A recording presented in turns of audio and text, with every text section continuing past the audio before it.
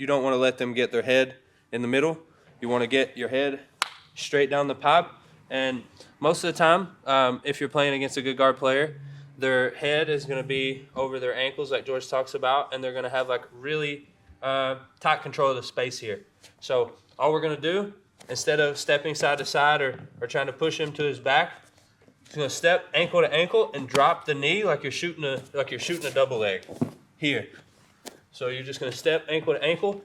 Then one knee's going to come down. You're going to like level change like you're shooting a shot, but you're just going to shoot your knee inside and shoot your head to the middle of the chest here. Okay?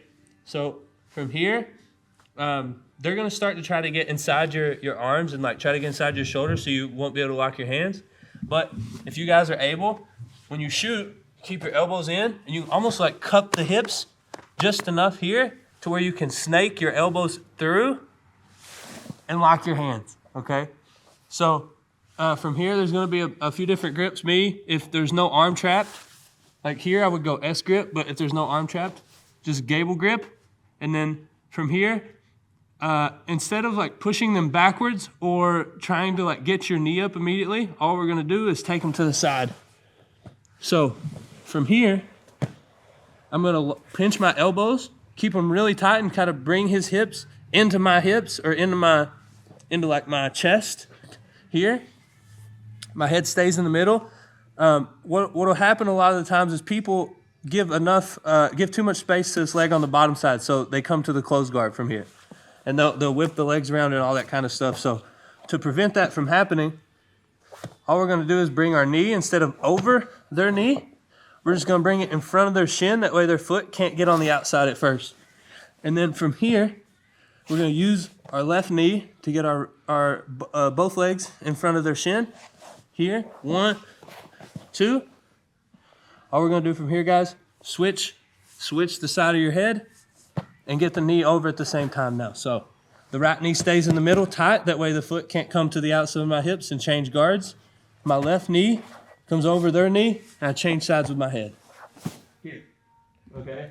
Now, from here, you got a few options. You can step kind of into the mount if you want to take a step over.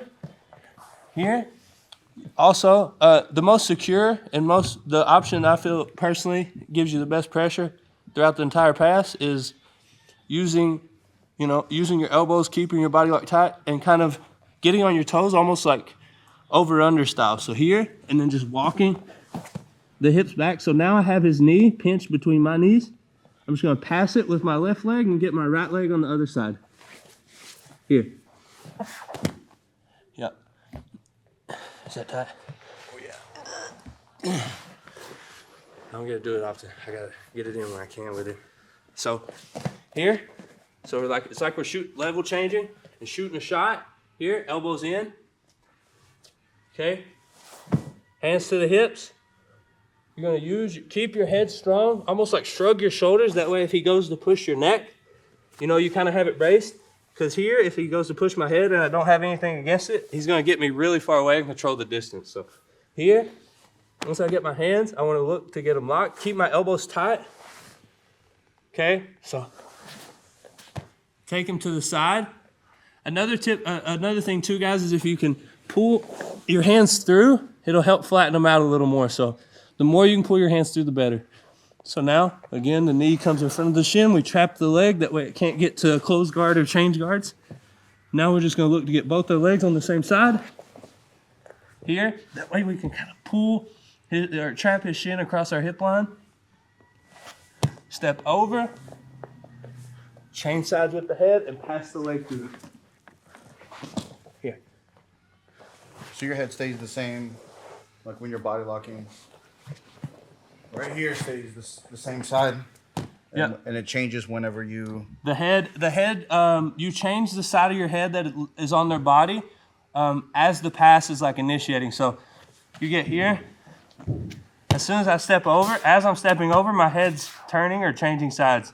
Because if I'm trying to pass this way, I can't, because you can push the back of my head, and I just can't pass in that direction with facing that way. So when you're looking to pass or when you're looking to like complete the pass is when you change sides with your head. So here, 1, 2, here.